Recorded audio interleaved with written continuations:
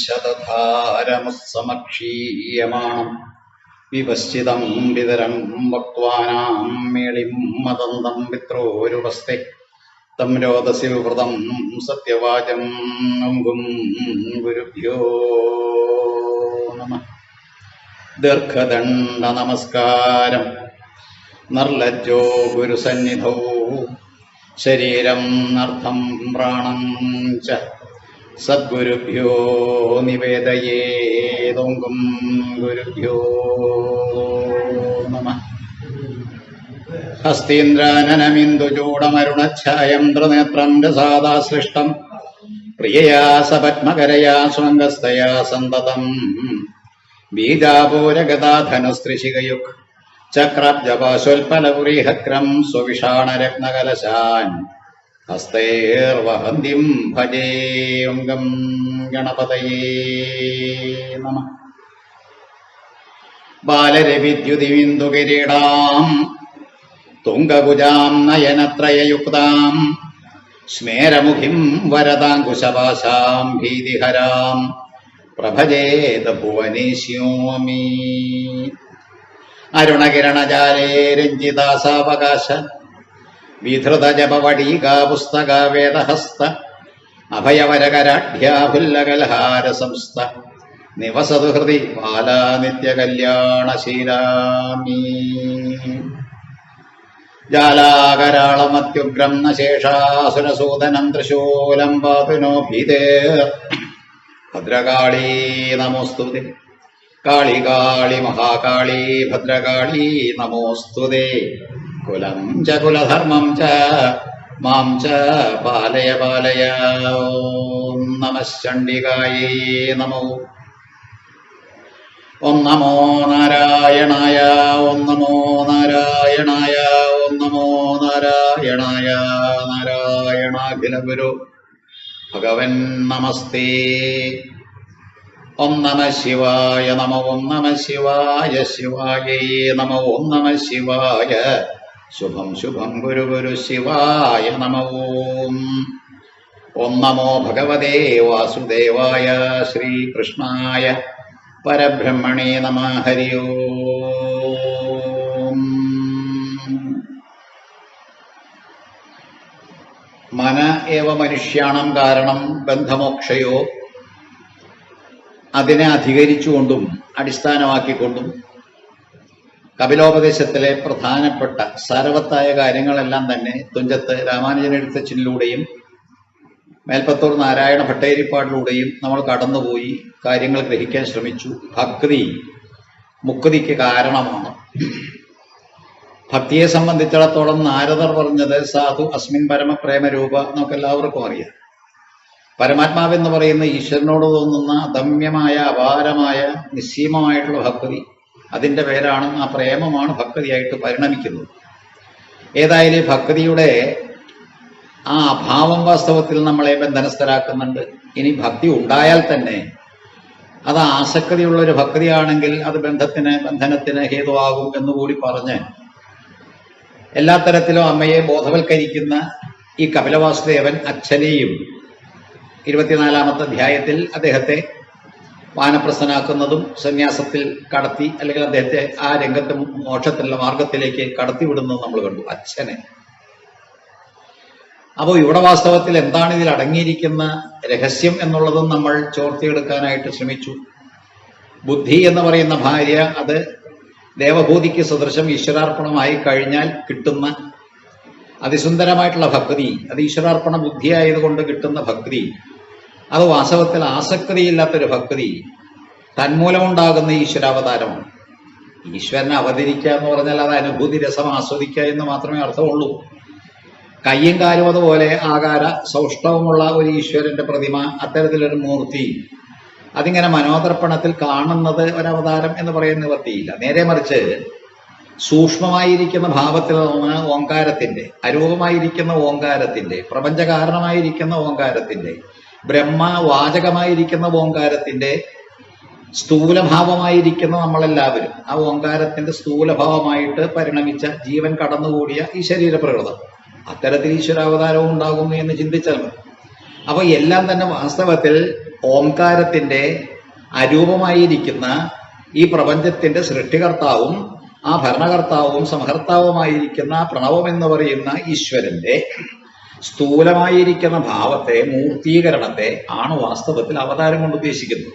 ഇവിടെ കപിലവാസുദേവനോ അവതരിച്ചു എന്ന് പറഞ്ഞാൽ ഭാര്യാഭർത്തക്കന്മാരായിട്ട് വർത്തിക്കുന്നവർ അത് ജീവനും ബുദ്ധിയാണ് എന്നുള്ള കാര്യം മറന്നുപോകരുത്. ദേവഹൂതിയും കർദമ പ്രജാപതിയും രണ്ടായിട്ട് ഭാര്യാഭർത്തക്കന്മാരായിട്ട് വർത്തിക്കുന്നു എന്നുള്ള ചിന്തയില് കഥ, ആ കഥയിലൂടെ തന്നെ നമ്മൾ മുന്നോട്ട് പോകുമ്പോൾ യാതൊരു കാര്യവുമില്ലാത്ത കഥയായിട്ട് മാറും. അതല്ല നമുക്ക് ആവശ്യം. നമ്മൾ എല്ലാവരും ഓരോരുത്തരും കർദമൻ എന്ന് പറയുന്ന ആ ജീവൻ ഉൾക്കൊള്ളുന്ന, ദേവഹൂതി എന്ന് പറയുന്ന ബുദ്ധി ഉൾക്കൊള്ളുന്ന ഓരോ വ്യക്തികളായിട്ട് മാറുമ്പോൾ അവരുടെ ഈശ്വരോപാസന ബുദ്ധിയും അതുപോലെ തന്നെ ആ ചിത്തവും അതെല്ലാം തന്നെ ആ ജീവൻ ഒരു പ്രത്യേക രീതിയിൽ കൈകാര്യം ചെയ്യുമ്പോൾ കിട്ടുന്ന ഈശ്വര സാക്ഷാത്കാരത്തിന്റെ ആ പദവി, അത് വാസ്തവത്തിൽ കപിലനായിട്ട് പരിണമിച്ച് ആ കപിലൻ ഉപദേശിക്കുക. അന്തർഭവിച്ചിരിക്കുന്ന ഈശ്വരതത്വം അന്തർമുഖനായിരിക്കുന്ന ഒരു വ്യക്തിക്ക് എപ്രകാരമാണ് ഉപകാരപ്രദമാകുന്നത് എന്നുള്ള ചിന്തയാണ് ഭാഗവതത്തിലൂടെ കടന്നു പോകുന്ന ഒരു ഭാഗവത പ്രേമിക്ക് ആവശ്യം. ഇനി അത് നമ്മൾ മനസ്സിലാക്കാനായിട്ട് പല പല കാര്യങ്ങൾ അറിഞ്ഞേ മതിയാവും. അതുകൊണ്ട് പ്രത്യേകിച്ചും അബലയായ സ്ത്രീയായ പെട്ടെന്നൊന്നും ഈ വേദാന്തങ്ങളൊന്നും കടക്കാൻ വളരെ ബുദ്ധിമുട്ടുള്ള രീതിയിലുള്ള സ്ത്രീരത്നം ദേവഹൂതി. ഏതായാലും ദേവഹൂതി 25-ാമത്തെ അധ്യായത്തിലാണ് പ്രബുദ്ധയാകുന്നത്, അല്ലെങ്കിൽ പ്രൗഢമായിരിക്കുന്ന ആത്മാന്വേഷണത്തിന് ശക്തയാകുന്നത്, എന്നിട്ട് മുക്തിയെ പ്രാപിക്കുന്നത്. ആ രംഗങ്ങളാണ് നമ്മൾ കടന്നു വരുന്നതല്ല.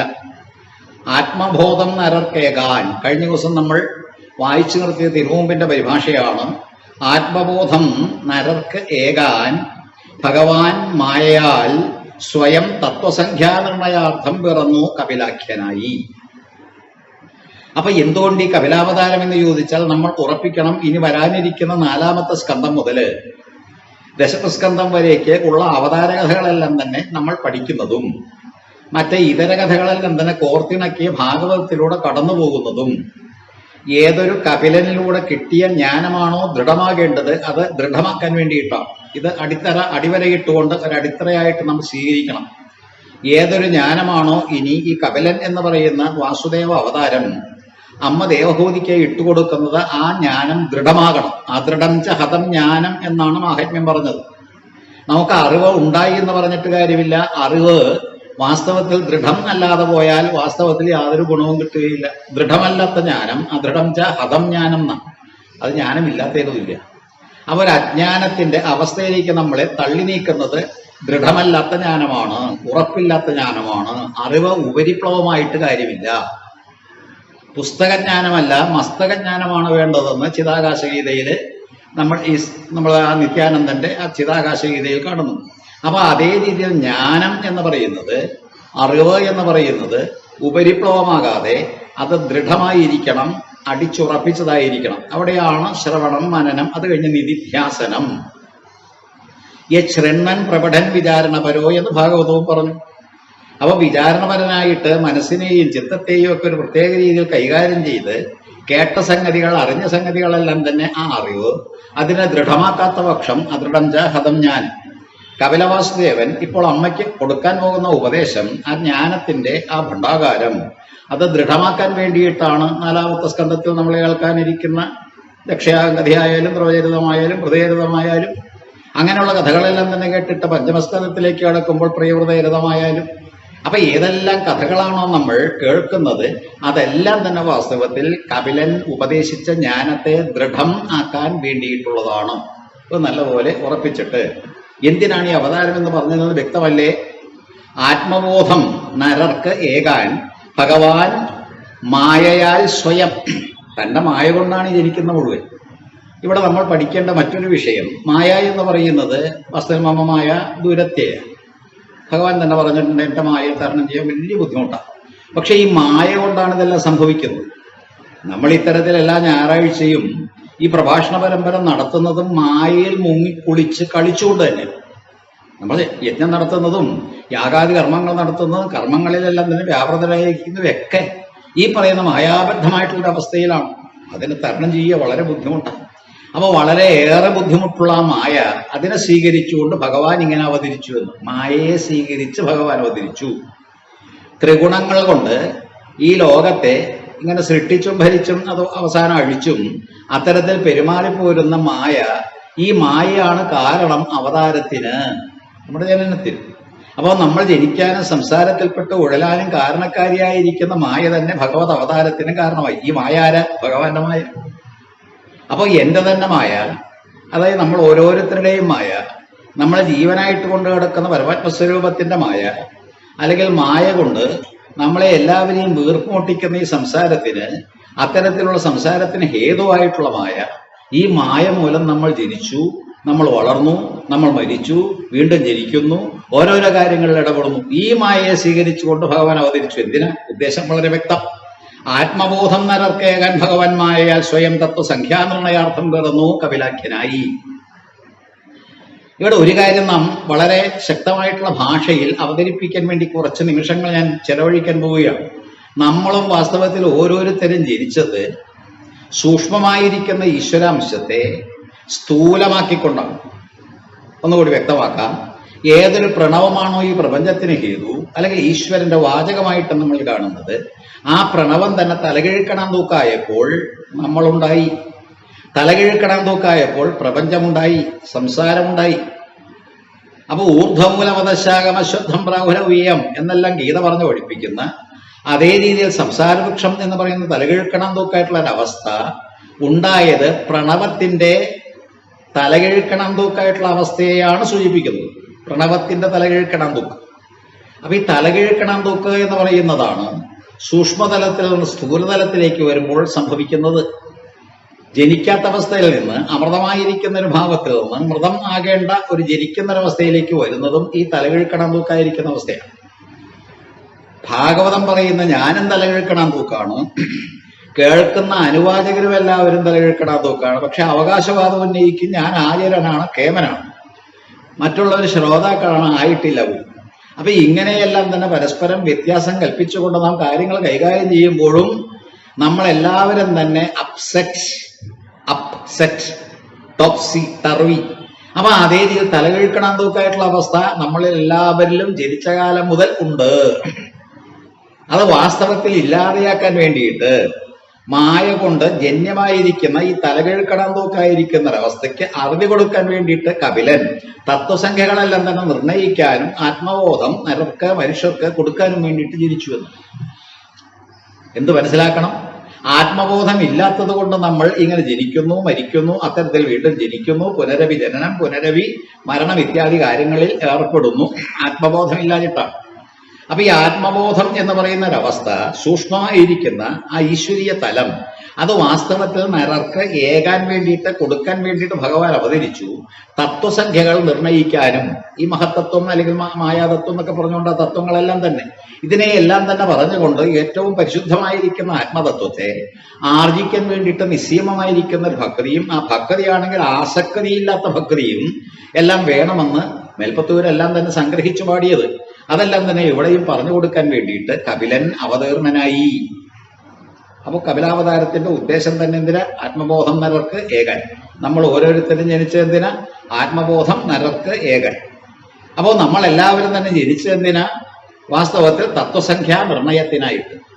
അപ്പൊ എല്ലാവരിലും ഓരോ ദൗത്യം ഇങ്ങനെ വാസ്തവത്തിൽ ഇട്ട്, അല്ലെങ്കിൽ അത്തരത്തിൽ ഓരോരോ ദൗത്യം നമ്മൾക്ക് എല്ലാവർക്കും തന്നിട്ടാണ് നമ്മെ ഇങ്ങോട്ട് വിട്ടിരിക്കുന്നത്, അല്ലെങ്കിൽ നമ്മൾ ഇങ്ങോട്ട് പിറന്ന് വീണിരിക്കുന്നത്.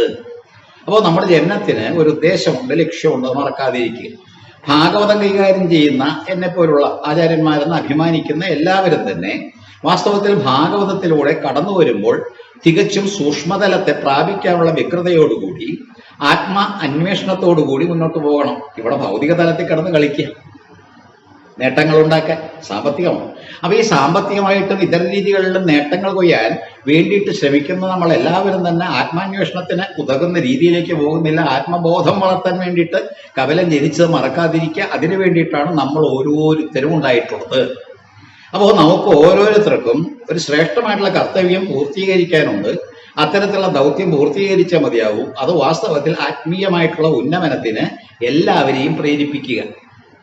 സാക്ഷാൽ ഗുരുദേവൻ അവനവൻ ആത്മസുഖത്തിന് ആചരിക്കുന്നവ അപരന് സുഖത്തിനായി വരേണം എന്ന് പറഞ്ഞത് വാസ്തവത്തിൽ നിന്ന് പ്ലേക്കാർഡുകളിൽ പിടിച്ചുകൊണ്ട് നടക്കുന്ന വ്യക്തികൾ ധരിക്കുന്നത് നമ്മൾ ചെയ്യുന്ന പ്രവർത്തികൾ മറ്റുള്ളവർക്ക് ഉപകാരപ്രദമാകണം എന്നുള്ള ചെറിയ അർത്ഥത്തിലാണ്.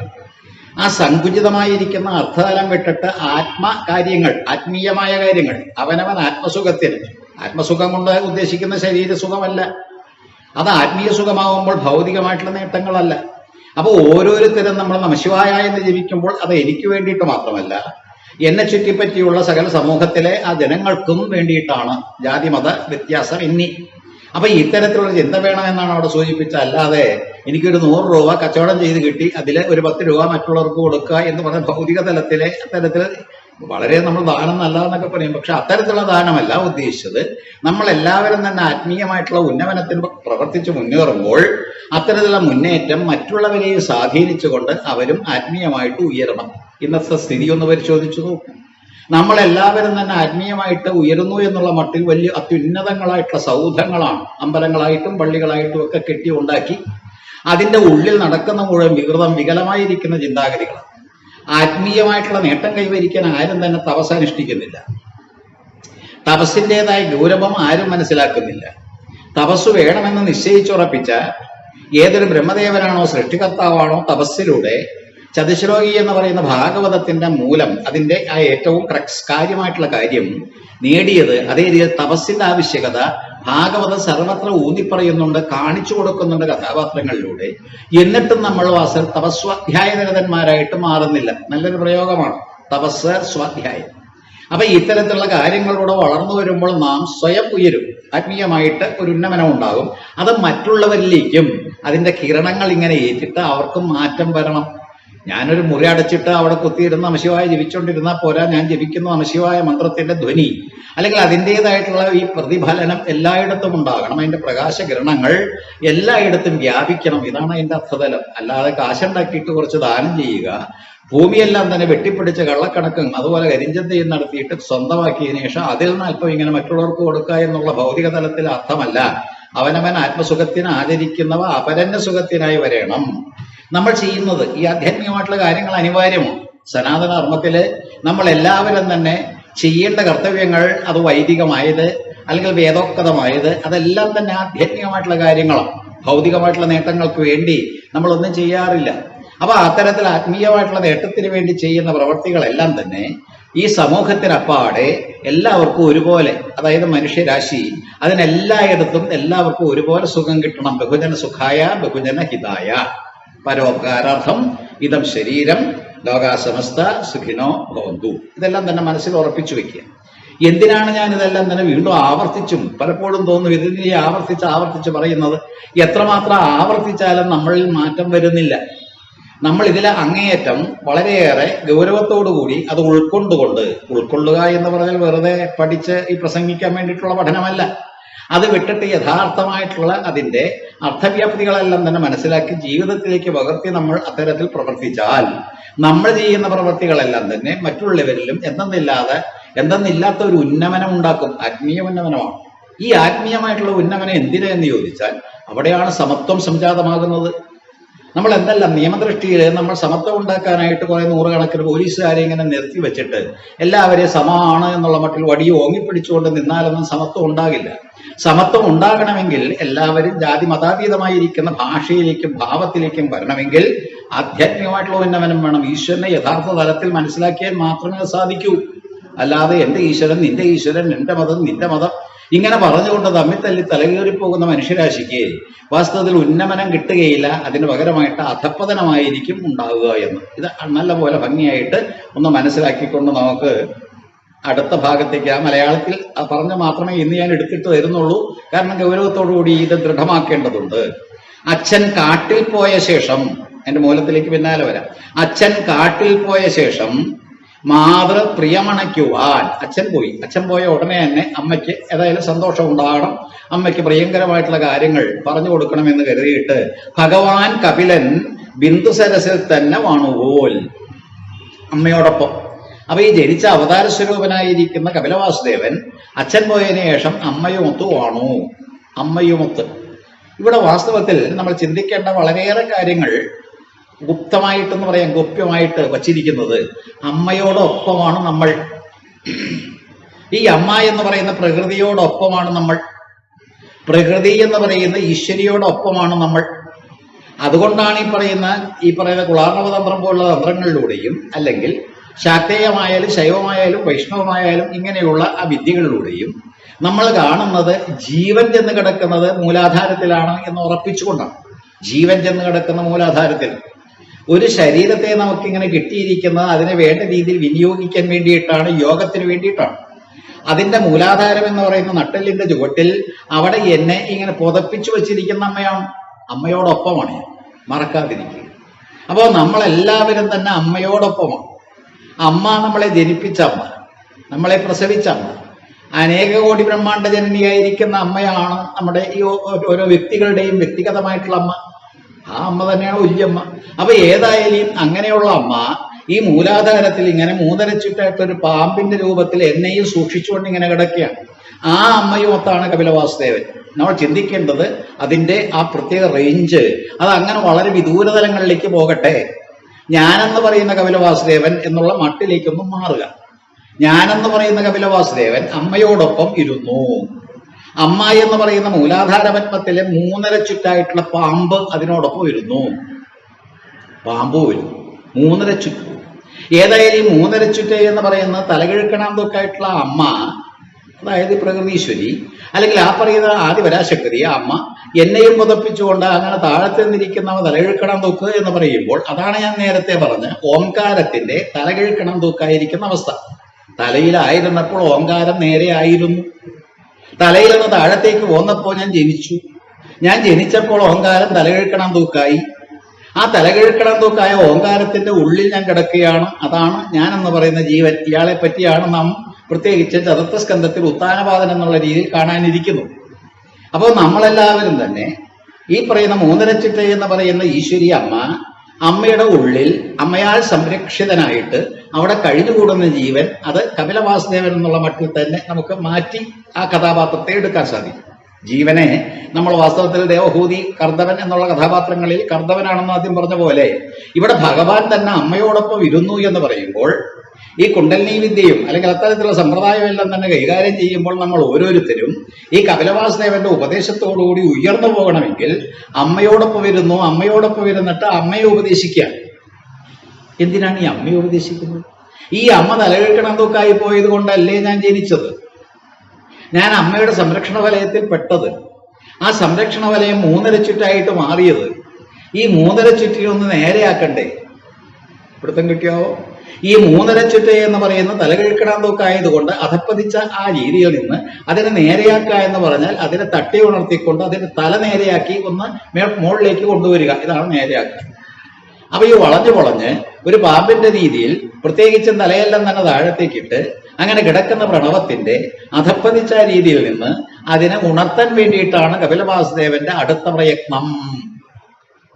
ഒന്നുകൂടി പറഞ്ഞാൽ, ഏതൊരു ഓങ്കാരമാണോ നമ്മൾ വ്യക്തമായിട്ട് അപഗ്രഥിച്ച് പഠിക്കേണ്ടത്? ആ ഓം ആ ഓം ആ ഓം ഓം. അപ്പൊ ഈ ഓംകാരത്തിലേക്ക് കടക്കണമെങ്കിൽ ആ ഓം എന്ന് പറയുന്ന രാജസംസാത്വികം താമസം എന്ന് പറയുന്ന ഗുണത്രയങ്ങളിൽ നിന്ന് വിമുക്തനായി ഓംകാരം എന്ന് പറയുന്ന പ്രണവത്തിന്റെ ഏറ്റവും ആ സൂക്ഷ്മതലത്തിലേക്ക് നമ്മൾ കടക്കുമ്പോൾ തലയെല്ലാം തന്നെ നേരെയാകും. തല നേരെയായി കഴിഞ്ഞാൽ രക്ഷപ്പെട്ടു. അപ്പൊ തല നേരെയാക്കാനുള്ള ഒരു വിദ്യയിലേക്ക് നാം കടക്കുകയാണ്. എവിടെ ഇരിക്കുന്ന ഈ അമ്മയും മോനും കൂടി ഇവിടെ ചേർത്തിരിക്കുന്ന പേര് വളരെ രസകരമാണ്. ബിന്ദുസരസിൽ തന്നെ വാണുപോൽ. ഈ ബിന്ദുസരസ് എന്നൊക്കെ പറയുമ്പോൾ ഇന്ത്യയിലെ ഓരോരോ ഭാഗങ്ങളായിട്ടൊക്കെ പറയും നമ്മൾ പറയാറില്ലേ, ഈ ഗയ അല്ലെങ്കിൽ ഈ പറയുന്ന പ്രയാഗ, അതുപോലെ തന്നെ ബിന്ദുസരസ്. പക്ഷെ ബിന്ദുസരസ് എന്ന് പറയുമ്പോൾ മാനസിക തലത്തിൽ സരസിന് സമാനമായിരിക്കുന്ന മനസ്സിൽ ഒരു ബിന്ദു എന്ന് പറയുന്ന സങ്കേതത്തിൽ ചെന്നിരുന്നു എന്ന്. ബിന്ദു എന്ന് പറയുന്നത് സാക്ഷാൽ പാർവതിയാണ്. ബിന്ദു എന്ന് പറയുന്നത് ഈ ജഗന്മാത ശ്രീചക്രത്തിന്റെ മധ്യസ്ഥമായിരിക്കുന്ന ബിന്ദുവാണ്. അപ്പോൾ ശ്രീചക്രത്തിന്റെ മധ്യസ്ഥമായിരിക്കുന്ന ബിന്ദു തലത്തിലേക്ക് അമ്മയുടെ ഏറ്റവും പ്രധാനപ്പെട്ട ആധാരങ്ങളില് ചക്രങ്ങളിൽ ശ്രേഷ്ഠമായിരിക്കുന്ന ആ ഏറ്റവും നടുവിലുള്ള ബിന്ദു ത്രികോണം എന്ന് പറയുന്ന മൂലാധാരം. അപ്പൊ ആ ബിന്ദു സരസിൽ പോയി ഇരുന്നു എന്ന് പറഞ്ഞാൽ നമ്മൾ ജനിച്ചു. അപ്പോൾ നമ്മൾ ജനിച്ചിട്ട് അമ്മയോടൊപ്പം ഈ പറയുന്ന ഏറ്റവും താഴത്തെ തട്ടിൽ ഏറ്റവും മ്ലേച്ഛം, മോശം, ഏറ്റവും കഷ്ടം, ഏറ്റവും തല കിഴക്കണം തൂക്കായിരിക്കുന്ന അവസ്ഥയിൽ ഇങ്ങനെ ഇരുന്നു കൊണ്ട് ഇതൊന്ന് നേരെയാക്കാനുള്ള പ്രയത്നമാണ് തുടങ്ങുന്നതിന് ഭക്തി ആവശ്യമാണ്. ആ ഭക്തി ബന്ധത്തിൽ നിന്നുള്ള മുക്തിക്ക് കാരണവുമാണ് എന്നുള്ള ടോപ്പിക്കാണ് നമ്മൾ ഇനി തുടരുന്നത്. ഇരിക്കുന്ന സ്ഥലം മറക്കാതിരിക്കുക. ഞാനും നിങ്ങളുമെല്ലാം തന്നെ ഇരിക്കുന്നത് ആ ബിന്ദുവിലാണ്. ബിന്ദു ത്രികോണത്തിലെ നടുവിലുള്ള ബിന്ദുവിലാണ്. കാരണം അമ്മയോടൊപ്പമാണ്. അമ്മ എന്ന് പറയുന്ന ലളിതാ പരമേശ്വരി അമ്മ ചെന്നിരിക്കുന്ന ആ സങ്കേതത്തിൽ അങ്ങനെ വളഞ്ഞൊടിഞ്ഞ അഥവാ ഈ 3 ചുറ്റൊക്കെയായിട്ട് ഇങ്ങനെ ഇരിക്കുന്ന അമ്മയോടൊപ്പം ഇരിക്കുന്ന ഞാൻ അവിടെ നിന്നാണ് ഈ ചുരുളെല്ലാം തന്നെ അഴിച്ചഴിച്ച് മുകളിലേക്ക് കടക്കാൻ പോകുന്നത്. ചുരുളഴിക്കുക എന്ന് പറയുന്നത് ശ്രദ്ധിക്കുക, നല്ലൊരു പ്രയോഗവും കൂടിയാണ്. ഈ ചുരുളെന്ന് പറയുമ്പോൾ പ്രപഞ്ചത്തിന്റെ രഹസ്യം. എന്തും എഴുതിയിട്ട് ചുരുട്ടി വെച്ചിരിക്കുന്ന രീതി എന്ന് ചിന്തിച്ചാൽ മതി. എഴുതിയ സംഗതികളെല്ലാം ഞാൻ ചുരുട്ടി ഇങ്ങനെ വയ്ക്കുക, ചുരുട്ടി കൂട്ടി വെച്ചു. അങ്ങനെയുള്ളൊരു ആ ചുരുള അഴിക്കാൻ വേണ്ടിയിട്ടുള്ള പ്രയത്നമാണ് ഇനി ഈ പറയുന്ന കപിലവാസുദേവൻ അമ്മയിലൂടെ നടത്താൻ ആഗ്രഹിക്കുന്നത്. ഈ അമ്മയാണ് ഉണരേണ്ടത്. ഈ അമ്മ എന്ന് പറയുന്ന പ്രപഞ്ചശക്തിയാണ് ഉയരേണ്ടത്. ആ പ്രപഞ്ചശക്തിയുടെ വളവാണ് നിവരേണ്ടത്. വളവെന്ന് പറഞ്ഞാൽ ഈ 3 വളവ് അല്ലെങ്കിൽ 3 ഈ പറയുന്ന രീതിയിൽ വൃത്തമായിട്ട് ഇങ്ങനെ ചുറ്റിക്കിടക്കുന്ന കുണ്ടലിനി എന്ന് പറയുന്ന അത്തരത്തിലുള്ള സർപ്പാകൃതി കൊണ്ടുകിടക്കുന്ന അമ്മ. അത്തരത്തിൽ അച്ഛൻ കാട്ടിൽ പോയ ശേഷം പ്രിയമണയ്ക്കുവാൻ ഭഗവാൻ കപിലൻ ബിന്ദുസരസിൽ തന്നെ വാണുപോൽ അമ്മയോടൊപ്പം വാണു എന്ന്. നമ്മളെല്ലാവരും അത്തരത്തിലാണെന്നുള്ള കാര്യം മറക്കാതിരിക്കുക. പിടി കിട്ടുന്നുണ്ടാവോ? എത്ര വയസ്സായ വ്യക്തിയായാലും ജനിച്ച കുഞ്ഞായാലും നമ്മളെല്ലാവരും തന്നെ ജീവൻ എന്ന് പറയുന്ന ആ സംഗതി, സൂക്ഷ്മമായിരിക്കുന്ന ജീവൻ എന്ന് പറയുന്ന പരമാത്മാവിന്റെ പ്രതിബിംബമായിരിക്കുന്ന ജീവാത്മാവ് അത് താഴത്തേന്ന് ഇങ്ങനെ കിടക്കുന്നത് അമ്മയോടൊപ്പം ആണെന്നുള്ള കാര്യം ഓർത്തിരുന്നാൽ അമ്മയ്ക്ക് മുക്തി കൊടുക്കാൻ പോകുന്നു എന്ന് പറഞ്ഞാൽ സ്വാഭാവികമായിട്ടും എന്റെ മുക്തിയാണ് പ്രതിപാദ്യ വിഷയം. അമ്മ ഈ ചുരുണ്ട് കിടക്കുന്ന നേരെയാക്കിയിട്ട് അങ്ങനെ മുകളിലേക്ക് പോകുമ്പോൾ ഞാനും അതിന്റെ കൂടെ പോവുകയാണ് അമ്മയോടൊപ്പം. അപ്പൊ അമ്മയോടൊപ്പം അമ്മയുടെ മാറ്റമെല്ലാം തന്നെ വരുത്തിയിട്ട് അമ്മയുടെ വളവ് നിവർത്തിയിട്ട് പ്രകൃതിയിലെ വളവ് നിവർത്തിയിട്ട് അഥവാ അകാരോകാരമകാരങ്ങളാകുന്ന ത്രിഗുണങ്ങളെയെല്ലാം തന്നെ നേരെയാക്കിയിട്ട് ബാലൻസ്ഡ് ആക്കിയിട്ട് ഭഗവാൻ ദശമസ്കന്ധത്തിൽ ഈ പ്രവൃത്തി ചെയ്യുന്നത് വളരെ രസകരമാണ്. പ്രത്യേകിച്ച് കുബ്ജ എന്ന് പറയുന്ന ത്രിവക്ര. കുബ്ജ എന്ന് പറയുന്ന ത്രിവക്രയെ കണ്ടു കംസവധത്തിന് മുമ്പ്. കംസനും കൂട്ടർക്കും എല്ലാം തന്നെ അംഗരാഗം കൊണ്ടുപോകുന്ന ഇവളോട് ചോദിച്ചു, ആ അംഗരാഗം തരാമോ? അപ്പൊ പറഞ്ഞു, കംസനുള്ളതാണ് എങ്കിൽ നിങ്ങൾ കുട്ടികൾ, എനിക്ക് സന്തോഷമായി നിങ്ങളെ കണ്ടപ്പോ എന്ന് പറഞ്ഞുകൊണ്ട് കൊടുത്തപ്പോ ഭഗവാൻ സന്തോഷമായി. ഭഗവാൻ ചെയ്ത പ്രവൃത്തി ഭാഗവത്തിൽ നിങ്ങൾ കാണുന്നുണ്ട്. ഈ 3 വളവോടുകൂടി ആ കൂരിയെ ഭഗവാൻ തന്റെ വലത്തെ കാൽ കൊണ്ട് അവളുടെ കാലുകൾ ചവിട്ടി പിടിച്ചുകൊണ്ട് ഈ ഇടത്തെ കൈ കൊണ്ട് അവളുടെ മുതുകിൽ ഇങ്ങനെ പിടിച്ചു വലിച്ച് വലത്തെ കൈ കൊണ്ട് താടിക്കിട്ടൊരു തട്ട് കൊടുത്ത് ആ 3 വളവെല്ലാം തന്നെ നിവർത്തിയെന്ന് അമ്മയായിട്ട് കുബ്ജയെ സങ്കല്പിക്കുന്ന പക്ഷം അവിടെയും ഭഗവാൻ ചെയ്ത പ്രവൃത്തി സാത്വികരായ താമസ ഗുണങ്ങളെ ക്രമീകരിക്കുന്നതോ അല്ലെങ്കിൽ അവയെല്ലാം തന്നെ സമീകൃതമാക്കുന്നതോ ആയ പ്രവൃത്തിയാണ്. അതിലൂടെ എഴുത്തച്ഛന്റെ ഭാഗവതത്തിലാണ് ഒരു ഉപശ്ലോകം ജനിച്ചു എന്ന ഒരു പ്രയോഗമുണ്ട്. ഭഗവാന്റെ പ്രായം നോക്കുമ്പോൾ ഒരു കുട്ടികളെ ജനിപ്പിക്കുന്ന പ്രായമൊന്നും ആയിട്ടില്ല.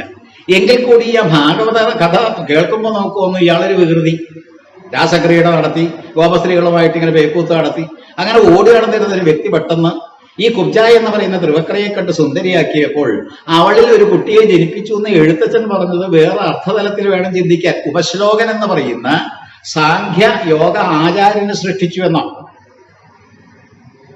ഭാഗവതം മൂലമൊന്ന് നിങ്ങൾ പരിശോധിക്കുക. സാഖ്യയോഗത്തിന്റെ ആചാര്യനായിരിക്കുന്ന ഉപശ്ലോകൻ എന്ന് പറയുന്ന ഒരു അപാര എന്തെന്നാലും പറയും ഒരു യോഗീശ്വരൻ അയാളെ ജനിപ്പിച്ചു എന്ന് ചിന്തിച്ചു നോക്കൂ. ഈ 3 വളവ് എന്ന് പറയുന്ന രാജസം സത്വികം താമസം എന്ന് പറയുന്ന ആ എന്ന് പറയുന്ന സംഗതികളെ നേരെയാക്കിയപ്പോൾ പ്രണവം ഉണർന്നു. പ്രണവം ഉണർന്നിട്ട് വാസ്തവത്തിൽ സുന്ദരനായിരിക്കുന്ന ഒരു കുട്ടി ജനിച്ചു, ഫലമുണ്ടായി എന്നാണ്. ആ ഫലത്തിന്റെ പേരാണ് ഉപശ്ലോകൻ എന്ന് പറയുന്ന സാഖ്യയോഗ ആചാര്യൻ. എഴുത്തച്ഛന്റെ പ്രയോഗമാണ്. എഴുത്തച്ഛൻ ഭാഗവതം സൂക്ഷ്മമായിട്ട് ആ ഭാഗവതത്തിന്റെ സ്ഥൂല പ്രകൃതിയെല്ലാം തന്നെ വിട്ട് കഥകളെല്ലാം തന്നെ വിട്ട് സൂക്ഷ്മമായിട്ടുള്ള തലത്തിലേക്ക് കടന്ന് അതിൽ അറിയേണ്ട കാര്യങ്ങൾ അറിഞ്ഞ് പ്രയോഗിച്ചിട്ടുള്ള വ്യക്തിത്വമാണ്. അത് നമ്മൾ മറക്കരുത്, നല്ലപോലെ ചിന്തിക്കുക. അപ്പൊ എല്ലാ തരത്തിലും ഉപശ്ലോകനം ജനിപ്പിച്ചു എന്ന് പറയുന്ന പോലെ തന്നെ ഇവിടെയും ഈ 3 വളവ് നിവർത്തുക എന്നുള്ളത് തന്നെയാണ് നമ്മുടെ ലക്ഷ്യം. ഈ 3 വളവുള്ളത് കൊണ്ടാണ് പ്രകൃതിയിലെ പ്രതിഭാസങ്ങളെല്ലാം തന്നെ ഒന്ന് ചുമന്നതും ഒന്ന് വെളുത്തതും ഒന്ന് കറുത്തതും ആയതുകൊണ്ട് സൃഷ്ടിക്കുക, പരിപാലിക്കുക, സംഹരിക്കുക എന്ന് പറയുന്ന രീതിയിൽ ഈ ആവർത്തന ചക്രത്തിൽപ്പെട്ട് ഇങ്ങനെ ഓരോരോ പ്രവൃത്തിവാദങ്ങളിലൂടെ കടന്നു പോകുന്ന സംസാരം ജനിക്കുകയാണ്. അപ്പൊ ഇതിലുള്ള മാറ്റം വരാനായിട്ട് ഭഗവാൻ തന്നെ രക്ഷ. അപ്പൊ കപിലവാസുദേവൻ ഇത്തരത്തിൽ അമ്മ എന്ന് പറയുന്ന ഈ പറയുന്ന ദേവഹൂതി വളവുള്ളവളല്ല എങ്കിൽ കൂടി പ്രകൃതിയായതുകൊണ്ട്, പ്രപഞ്ചത്തിന്റെ അടിസ്ഥാനമായിരിക്കുന്ന അല്ലെങ്കിൽ സൃഷ്ടിക്ക് കാരണമായിരിക്കുന്ന അമ്മയായതുകൊണ്ട്, ആ അമ്മയിൽ അന്തർഭവിച്ചിരിക്കുന്ന ത്രിഗുണങ്ങളെ കൊണ്ട് ഉണ്ടാകുന്ന സംഗതികളെയെല്ലാം തന്നെ വാസ്തവത്തിൽ ക്രമീകരിക്കാൻ വേണ്ടിയിട്ട് ഭഗവാൻ ഉപദേശം തുടങ്ങുകയാണ്. ഇത് ഒടുവിൽ കുറച്ചുകൂടി വ്യക്തമാകും. ഭക്തി താമസമായാൽ എങ്ങനെ, രാജസമായാൽ എങ്ങനെ, സാത്വികമായാൽ എങ്ങനെ, ഇതെല്ലാം തന്നെ അദ്ദേഹം വിവരിക്കുന്നുണ്ട്. അപ്പോൾ ഭക്തി പലതരത്തിൽ, സഗുണമായിട്ടുള്ള ഭക്തി, നിർഗുണമായിരിക്കുന്ന ഭക്തി, സകാമമായിരിക്കുന്ന ഭക്തി, നിഷ്കാമമായിരിക്കുന്ന ഭക്തി, ഇതെല്ലാം തന്നെ പറയുക കൂട്ടത്തിലാണ് രാജസഭക്തി, താമസഭക്തി, സാത്വിക ഭക്തി, ഗുണാതീത ഭക്തി. അപ്പൊ ഇങ്ങനെയുള്ള ഭക്തിയുടെ എല്ലാ വശങ്ങളും നമുക്ക് പറഞ്ഞു തരാൻ പോവുകയാണ് കപിലവാസുദേവൻ. ആ ഇരിപ്പ് നല്ലപോലെ ചിന്തിക്കുക. നമ്മളെല്ലാവരും തന്നെ ഒറ്റയ്ക്കിരിക്കുമ്പോഴും ഈ അമ്മയോടൊപ്പമാണ് ഇരിക്കുന്നത്, ഞാനാണ് ഇരിക്കുന്നത്. ഞാൻ കപിലവാസുദേവൻ എന്ന് പറയുന്ന ജീവനാണ്. അതായത് കർദമ പ്രജാപതിയെ മാറ്റി തൽസ്ഥാനത്ത് ഇപ്പൊ കപിലനെ പ്രതിഷ്ഠിച്ചിരിക്കുകയാണ്. അച്ഛന്റെ ആത്മാവാണ് മകൻ എന്നുള്ള വേദം മറക്കാതിരിക്കുക. അങ്ങനെ അത്തരത്തിൽ അച്ഛനായിരിക്കുന്ന കർദമൻ തന്നെ അവതരിച്ചു. ഈ മകനായിരിക്കുന്ന വാസുദേവൻ കപിലവാസുദേവനായിട്ട് അദ്ദേഹത്തെ നമുക്ക് ജീവനായിട്ട് കാണാം. എന്താ കാരണം? ജീവോ ബ്രഹ്മൈവനാപര. അപ്പോ എന്നിലുള്ള ജീവൻ തന്നെയാണ്, ആത്മാവാണ്, അത് അച്ഛനാണ്, അച്ഛന്റെ ആത്മാവാണ്, അത് ബ്രഹ്മം തന്നെയാണെന്നുള്ള ചിന്തയിൽ ഇങ്ങനെ ഇരുന്ന് പ്രപഞ്ചത്തെയെല്ലാം തന്നെ സൃഷ്ടിക്കുന്ന സത്യരാജതാമസ ഗുണങ്ങൾക്കെല്ലാം തന്നെ കാരണമായിരിക്കുന്ന ആ ജഗദീശ്വരി അമ്മയെ വാസ്തവത്തിൽ ഉപദേശിച്ച് നേരെയാക്കുക. ആ വാക്ക് അങ്ങനെ തന്നെ പ്രയോഗിക്കണം, നേരെയാക്കുക. അപ്പൊ ഈ നേരെയാക്കുക എന്നുള്ള രീതിയിലേക്ക് വരുമ്പോൾ കിട്ടുന്ന മുക്തമായിരിക്കുന്ന ഒരു അവസ്ഥ, അത് മുക്തി. അപ്പൊ മുക്തി നല്ലപോലെ നിങ്ങൾ ചിന്തിക്കാം. ഭാഗവതമാണ് കൈകാര്യം ചെയ്യുന്നത്. 7 ദിവസക്കാലം സപ്താഹം നടത്തിയിട്ട്, വാസ്തവത്തിൽ നമ്മൾ പിറന്നാളിനോടുകൂടി സപ്താഹം നടത്തുന്നുണ്ട്. അപ്പം മരിച്ചുപോയവർക്ക് കിരീട്ടമെന്ന് കരുതിയിട്ട് എന്തെങ്കിലുമൊക്കെ ചെയ്യും. പക്ഷെ അതൊക്കെ വാസ്തവത്തിൽ ഭാഗവത ഭാഷയിൽ പെട്ടതാണോ എന്നൊരു സംശയമുണ്ട്. അല്ല എന്ന് തന്നെ തറപ്പിച്ചു പറയേണ്ടി വരും. മരിച്ചവർക്കെല്ലാവർക്കും തന്നെ ഗതി കൊടുക്കാൻ വേണ്ടി ഭാഗവതം വായിച്ച് അവരെ നിർബന്ധമായിട്ട് കേൾപ്പിച്ചു കൊടുക്കുന്ന ഒരു പ്രത്യേക ഒരു പാത പോലും ആന്തരിക വിഷയത്തിലുണ്ട്. പക്ഷെ അതെല്ലാം തന്നെ ഭാഗവത വിഷയത്തിലുണ്ടോ എന്നൊരു സംശയം. എന്തുമാകട്ടെ, നമ്മളെല്ലാവരും തന്നെ ഭാഗവത്തെ സ്വീകരിച്ചിരിക്കുന്ന മുക്തിക്ക് വേണ്ടിയിട്ടാണ്. മുക്തി എന്ന് പറഞ്ഞാൽ ഭക്തി കൊണ്ടുണ്ടാകേണ്ട മുക്തി, നിസ്വാർത്ഥമായിട്ടുള്ള ഭക്തി മൂലം ആസക്തമല്ലാത്തൊരു മനസ്സിന്റെ ഉടമയായി, ആസക്തി ഇല്ലാതെ വരുമ്പോൾ തന്നെ വിരക്തമാകുമ്പോഴേ തന്നെ മുക്തി. അപ്പൊ അത്തരത്തിലുള്ള മുക്തിക്ക് വേണ്ടിയിട്ട് കുത്തിയിരിക്കുന്ന മുമുക്ഷുവായിരിക്കുന്ന അമ്മയോട് പറഞ്ഞു തുടങ്ങുന്നതാണ് നമ്മൾ ഇങ്ങനെ തുടങ്ങി വെച്ചത്. ഒരു 4-5 ആ ശ്ലോകങ്ങൾ കൂടി നമുക്ക് മലയാളത്തിൽ തന്നെ ഒന്ന് പരിശോധിച്ചിട്ട് വിപുലമായിരിക്കുന്ന രീതിയിൽ ചിന്തിച്ചുറപ്പിക്കാനുള്ള ശ്രമമാണ്. എനിക്കറിയില്ല അതെവിടം വരെ ചെന്ന് നിൽക്കുമെന്ന്. കാരണം ഇതെല്ലാം തന്നെ വാസ്തവത്തിൽ ചിന്തദീപകങ്ങളായിട്ടുള്ള നമ്മുടെ ഭാരതീയ തത്വശാസ്ത്രത്തിന്റെ അഥവാ നമ്മുടെ സനാതന സംസ്കാരത്തിന്റെ, ഒന്നുകൂടി കടത്തി പറഞ്ഞാൽ വേദാന്ത മതത്തിന്റെ കടുത്ത സംഭാവനയാണ്. ഇത് മനസ്സിലാക്കാൻ കൂട്ടാക്കാതെ അവഹേളിക്കാൻ തുനിയുന്ന കൂട്ടരോട് എനിക്കൊന്നും പറയാനില്ല. ഇവരെ ചെയ്യുന്ന എന്താണെന്ന് ഇവർക്കറിയില്ല, ഇവരോട് ക്ഷമിക്കണമേ എന്ന് ക്രിസ്തു പറഞ്ഞ ആ ഭാഷ തന്നെ പറയാനുള്ളൂ. ഇവർ ചെയ്യുന്ന എന്താണെന്ന് ഇവർക്കറിയില്ല, ഇവരോട് ക്ഷമിക്കണം. അപ്പോൾ തെക്കും വടക്കുമില്ലാതെ നമ്മുടെ സനാതന മാർഗത്തിന്റെ സനാതനമായിരിക്കുന്ന ആ കാര്യങ്ങളൊന്നും ഗ്രഹിക്കാതെ എന്തെങ്കിലും പിച്ചും പേയും പറയുന്ന രീതിയിൽ അവഹേളിക്കുന്ന സമ്പ്രദായം ഒട്ടും തന്നെ ആശ്വാസ്യം അല്ല എന്ന് മാത്രമല്ല ആശാസ്യവും അല്ല. ആശ്വാസകരമല്ല, ആശാസ്യവുമില്ല. അപ്പൊ എല്ലാ തരത്തിലും ഇതെല്ലാം തന്നെ നമുക്ക് ഒന്ന് ചിന്തിക്കാനായിട്ട് ദേവഹൂതി പറയാണ്. ആദ്യം ദേവഹൂതി ചോദിക്കുന്നുണ്ട്. ആ ചോദിക്കുന്ന ചോദ്യങ്ങളൊന്ന് നോക്കാം. അസത്താം ഇന്ദ്രിയം മൂലം മഹാമോഹ തമസ്സിൽ ഞാൻ ആപ്പെട്ട്, അദ്ദേഹത്തിന്റെ പ്രയോഗമാണ്, ആപ്പെട്ട് ഉഴന്നു ഖേദിക്കയാണിങ്ങ് ഭഗവൻ തുലോം. ഇതെല്ലാം നമ്മുടെ പ്രതീതിയായിട്ട് നമ്മൾ അനുഭവിക്കുന്ന കാര്യങ്ങളെല്ലാം തന്നെ അവതരിപ്പിക്കാൻ ദേവഹൂതി വന്നിരിക്കുന്നു എന്ന് മാത്രം. ദേവഹൂതി നമ്മുടെ റെപ്രസെന്റേറ്റീവ്. തമസാം ഇന്ദ്രിയം മൂലം, ഈ ഇന്ദ്രിയങ്ങളെല്ലാം തന്നെ തമസ എന്ന് പറയുന്ന ത്രിഗുണങ്ങളിൽ ഒന്നിൽ നിന്ന് ജനിച്ചത്. അവിടെ ജ്ഞാനേന്ദ്രിയം കർമ്മേന്ദ്രിയം എന്നൊന്നും പറഞ്ഞിട്ട് കാര്യമില്ല. അതിൽ നിന്നുണ്ടാകുന്ന വിഷയവാസനകളെല്ലാം തന്നെ നമ്മളെ തമസിൽ തന്നെ, ഇരുട്ടിൽ തന്നെ തപ്പിത്തടയാനായിട്ട് നമ്മൾ തള്ളിയിടുകയാണ്. അപ്പൊ അതേ രീതിയിൽ അസത്താം ഇന്ദ്രിയം മൂലം മഹാമോഹതമസിൽ ഞാൻ മോഹം. അപ്പൊ ഈ ചിത്തത്തിന്റെ ഒരു പ്രത്യേക സ്വഭാവമാണ് മോഹിക്കുക.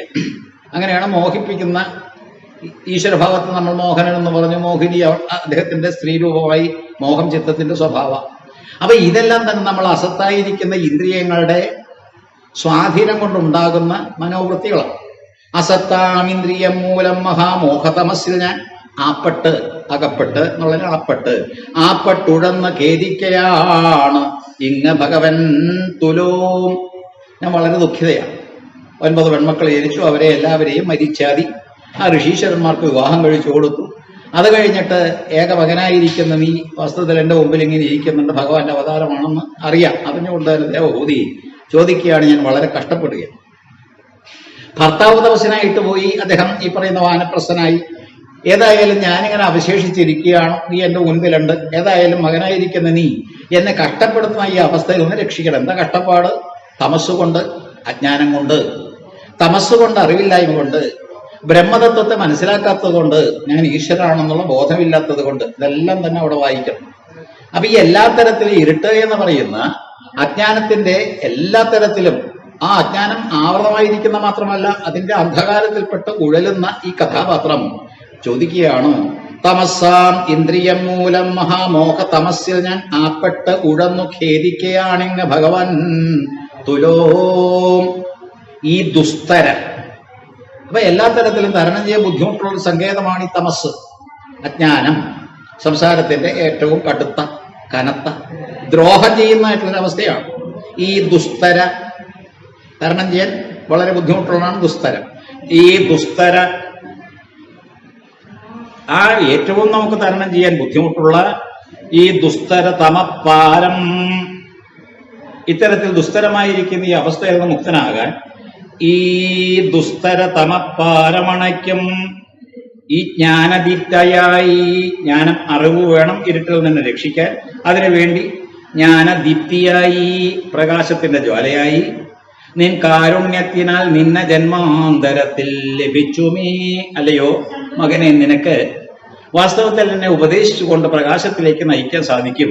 തമസോമ ജ്യോതിർഗമയ, അജ്ഞാനത്തിൽ നിന്ന് ജ്ഞാനത്തിലേക്ക് നയിക്കാൻ തക്ക രീതിയിലുള്ളൊരു മകനെ എനിക്കിന്ന് കിട്ടി. ഞാൻ ഭാഗ്യവതിയാണ് എന്ന്. അജ്ഞാന, അപ്പൊ അജ്ഞാനം എന്ന് പറഞ്ഞ അറിവില്ലായ്മ. വളരെ ആ പ്രയോഗം പറഞ്ഞത് നിസ്സാരമായിട്ട് അജ്ഞാനം ഒന്നും അറിയാത്ത, വായിച്ചു പഠിക്കാത്ത എന്നുള്ള അർത്ഥത്തിലല്ല. അജ്ഞാനം കൊണ്ട് ഉദ്ദേശിക്കുന്നത് ഞാൻ ഈശ്വരനാണെന്നുള്ള ബോധമില്ലായ്മ. ബ്രഹ്മമം തന്നെ താനേ മറന്നത് അജ്ഞാനം. അത് ഉറപ്പിക്കുക. ആവർത്തിച്ച് പഠിച്ചു കഴിയുമ്പോൾ നമുക്ക് ബ്രഹ്മമം തന്നെ താനേ മറന്നത് അജ്ഞാനം. അപ്പൊ ഈശ്വരനാണ് ഞാൻ എന്നുള്ള അഹം ബ്രഹ്മാസ്മിയും സോഹവും ഇത്യാദി പ്രയോഗങ്ങളെല്ലാം തന്നെ വെറും പ്രയോഗങ്ങളായിട്ട് അവശേഷിച്ച് കിടക്കുന്നു. ബോധമില്ല, ബോധതലത്തിലേക്ക് വന്നിട്ടില്ല. അപ്പൊ ഈ അജ്ഞാനം കൊണ്ട് ഉദ്ദേശിക്കുന്നത് ബ്രഹ്മമം തന്നെ താനേ മറന്നത്. അജ്ഞാന അന്ധം ജഗത്തിന്ന് കണ്ണായ ആദിത്യൻ എന്ന പോൽ.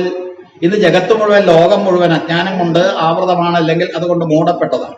അജ്ഞാനം കൊണ്ട് ഉദ്ദേശിക്കുന്നത് ഈശ്വരൻ ഞാനാണെന്നുള്ള ബോധമില്ലാത്ത അനേകം ഈ ജീവജാലങ്ങളെ കൊണ്ട് നിറഞ്ഞു. ജഗത്ത് തന്നെ ഈശ്വരന്റെ തന്നെ വാസ്തവത്തിൽ ബഹുസ്ഫുരണമാണ്. അപ്പൊ ഈശ്വരൻ എന്ന് പറയുന്ന ആ സൂക്ഷ്മമായിരിക്കുന്ന തത്വത്തിന്റെ ബഹുസ്ഫുരണമായിരിക്കുന്ന ഈ പ്രപഞ്ചം, അതും ഈശ്വരൻ തന്നെയാണ്. അതിൽപ്പെട്ട് ഞാനും ഈ ജീവജാലങ്ങളെല്ലാം തന്നെ ഈശ്വരഭാവമാണ്. സർവം ഖല്ലിതം ബ്രഹ്മ. പക്ഷെ ഇതെല്ലാം തന്നെ അറിഞ്ഞുകൂടാതെ, മനസ്സിലാക്കാൻ സാധിക്കാതെ ഇരുട്ടിൽ കിടന്ന് തപ്പിത്തടയുന്ന എനിക്കൊരു പ്രകാശമായിട്ട് നീ വന്നണഞ്ഞു.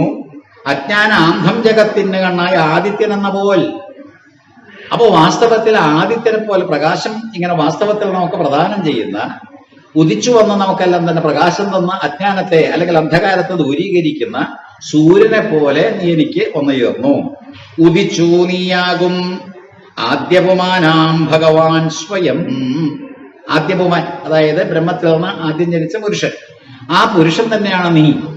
അവ പുരുഷാവതാരമാണ് എന്ന് ഈ അവതാരങ്ങളെ ദ്വിതീയ സ്കന്ധത്തിൽ നമ്മൾ കാണുകയും ചെയ്തു.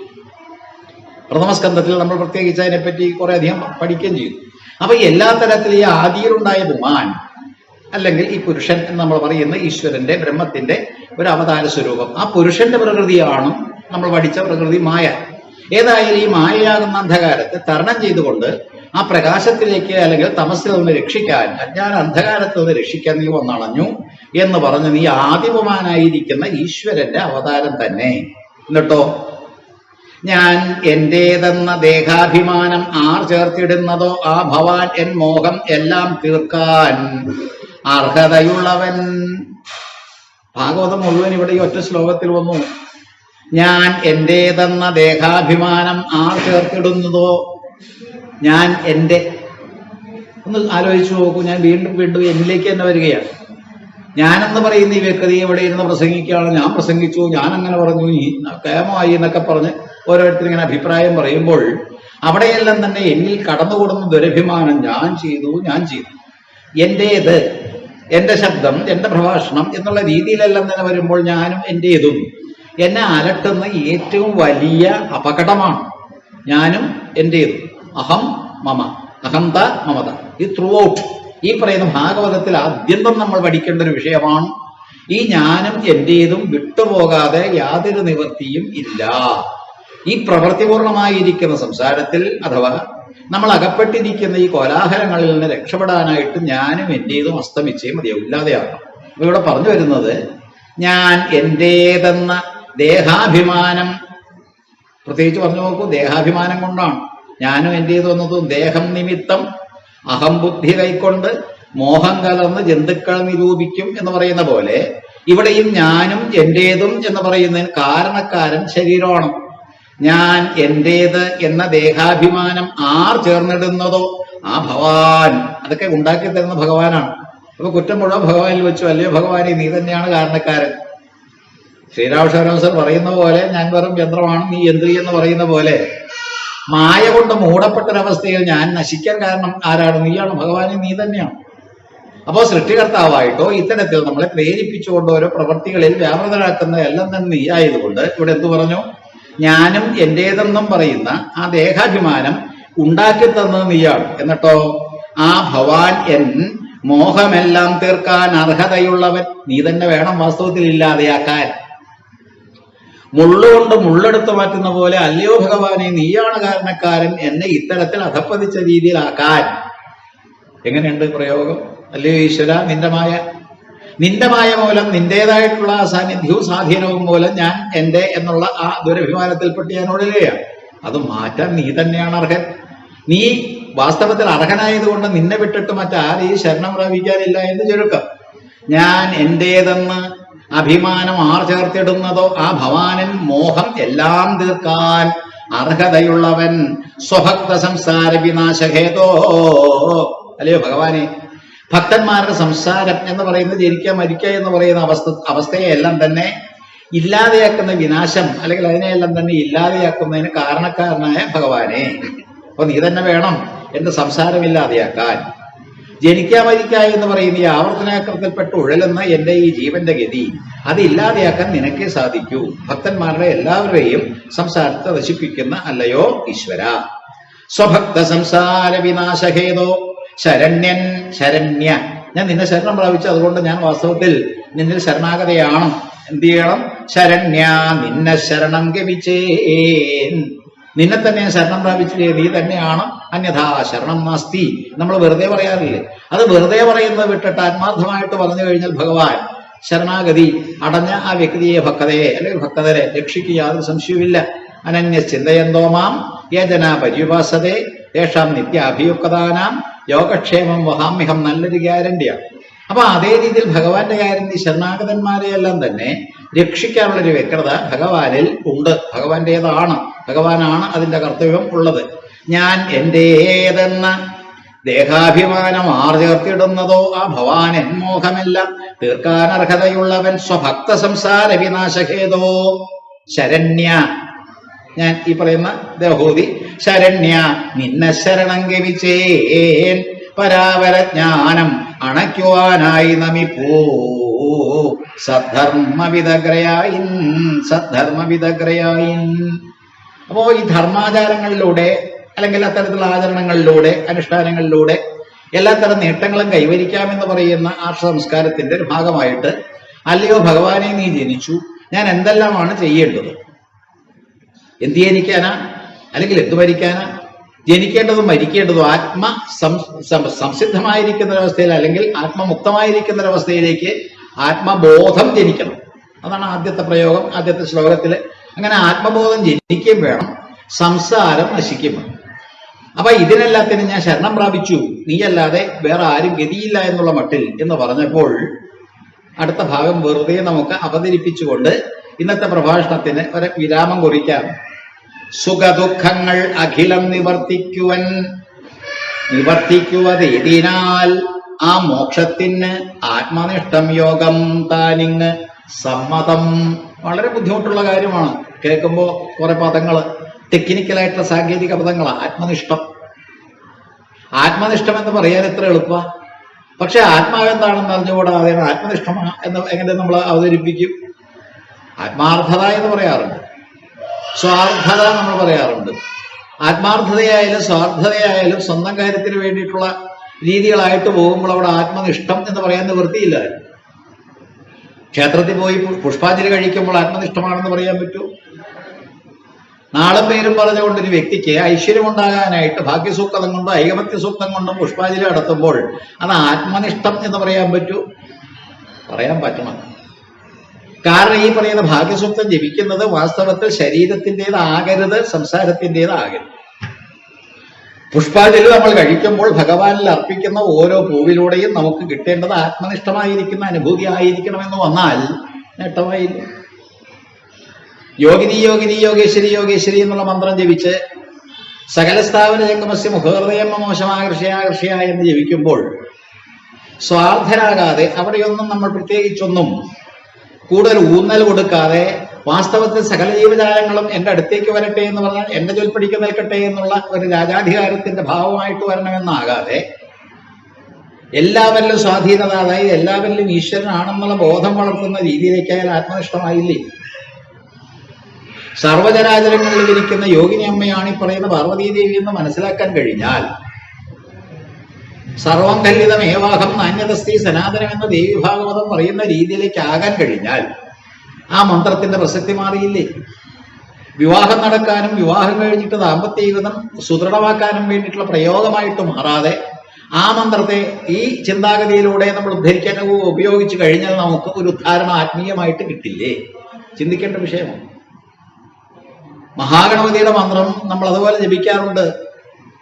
അതും വാസ്തവത്തിൽ ഓം ശ്രീം ഹ്രീം ക്ലീം ക്ലൗം ഗം ഗണപതയെ വരവരത സർവജനമേവ ശമാനേ സ്വാഹ.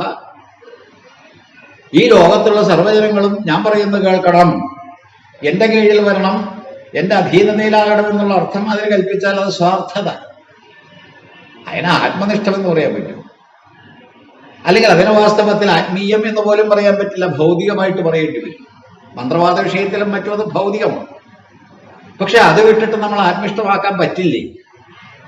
ശിവനെ വാസ്തവത്തിൽ പ്രാപിക്കാൻ വേണ്ടി കൊതിച്ചുകൊണ്ട് നമശിവായ മന്ത്രം ജപിച്ച അമ്മയാണ് യോഗിനി എന്ന് വിളിച്ചത് എന്നുള്ള ആ മനസ്ഥിതി വെച്ചു പുലർത്തിക്കൊണ്ട് ആ മന്ത്രത്തെ കൈകാര്യം ചെയ്യുന്ന പക്ഷം സാക്ഷാൽ പാർവതീ ദേവിയെ സ്വന്തമാക്കാൻ വേണ്ടി, സ്വായത്തമാക്കാൻ വേണ്ടി, ആ ദേവിയുടെ സാന്നിധ്യം അനുഭവിക്കാൻ വേണ്ടി അതിലൂടെ കൈലാസനാഥനായിട്ടുള്ള ശിവനെ നമ്മൾ പ്രാപിക്കാൻ വേണ്ടിയിട്ടുള്ള ആ ത്വരയോടുകൂടി, അത്തരത്തിലുള്ള ദൃഢനിശ്ചയത്തോടുകൂടിയ മന്ത്രത്തെ നമ്മൾ സ്വീകരിക്കുമ്പോൾ അവിടെ സ്വാർത്ഥത വിട്ടിട്ട് ആത്മാർത്ഥമായിട്ടുള്ളൊരു ആധ്യാത്മികത വരില്ലേ? ആത്മനിഷ്ഠമാകില്ലേ? മന്ത്രങ്ങളെല്ലാം തന്നെ ഒരു പ്രത്യേക രീതിയിൽ കൈകാര്യം ചെയ്തു പോകണമെന്നുള്ള അഭിപ്രായം കൊണ്ട് ഞാൻ പറയുന്നതാണ്. അല്ലാതെ നിസ്സാരമായിട്ടുള്ളൊരു ആകർഷണ മന്ത്രമായിട്ടോ അവശ്യമന്ത്രമായിട്ടോ ഒക്കെ അവയെ സ്വീകരിച്ചുകൊണ്ട് പ്രയോഗിക്കുന്ന പ്രയോഗങ്ങൾക്കെല്ലാം തന്നെ ഫലമില്ലാത്തൊരു കാലഘട്ടമാണിന്ന്. കാരണം ഇന്ന് മന്ത്രശുദ്ധിയില്ല, ദ്രവ്യശുദ്ധിയില്ല, സ്ഥലശുദ്ധിയില്ല, ഒന്നുമില്ല. അപ്പൊ അത്തരത്തിലുള്ളൊരു കാലഘട്ടമാണെങ്കിൽ കൂടി അതിന്റെ അർത്ഥം ആ രീതിയിൽ എടുക്കാതെ, അതിനെ സകാമമാക്കാതെ നിഷ്കാമമാക്കി മാറ്റിയാൽ നമുക്ക് കിട്ടുന്നതാണ് ആത്മനിഷ്ഠമായിരിക്കുന്നൊരവസ്ഥ. അതുകൊണ്ടാണ് പലപ്പോഴും നമശിവായ എന്നുള്ള മന്ത്രം പോരെ വേറൊന്നും ആവശ്യപ്പെടുന്നില്ല. ഓം നമോ ഭഗവതേ വാസുദേവായ എന്ന് പറഞ്ഞ ഭാഗവത മന്ത്രം പോരെ? നാരദൻ പറഞ്ഞു കൊടുത്തു, 7 ദിവസക്കാലം കൊണ്ട് നിനക്ക് ആകാശാരികളെ കാണാം. അതായത് ആകാശത്തിലൂടെ സഞ്ചരിക്കാൻ പറ്റുന്നല്ലേ അതിന്റെ ധ്വനി. അപ്പൊ എല്ലാ തരത്തിലും ഉയർന്ന നിലപാടിലേക്ക് എത്താൻ പറ്റുന്നൊരു മന്ത്രമാണ് ഈ ഓം നമോ ഭഗവതേ വാസുദേവായ എന്ന് പറയുമ്പോൾ അവിടെയും ആത്മനിഷ്ഠമാകുന്നൊരവസ്ഥയിലേക്ക് വരാം. എന്നിട്ടും ധ്രുവൻ എന്ന് പറയുന്ന കുമാരൻ 36,000 സംവത്സരം ഭൂമി ഭരിച്ചത് ഈ ദ്വാദശാക്ഷരി മന്ത്രം ജപിച്ച് അതിന്റെ ഫലമായിട്ട് പ്രത്യക്ഷപ്പെട്ട ഭഗവാന്റെ അനുഗ്രഹം കൊണ്ടാണ്. അതും വാസ്തവത്തിൽ പ്രാപഞ്ച സുഖത്തിന് വേണ്ടിയിട്ടുള്ള ഒരു സംഗതിയായിട്ട് മാറുന്നതായിട്ട് തോന്നും. ഓം നമോ ഭഗവതേ വാസുദേവായ.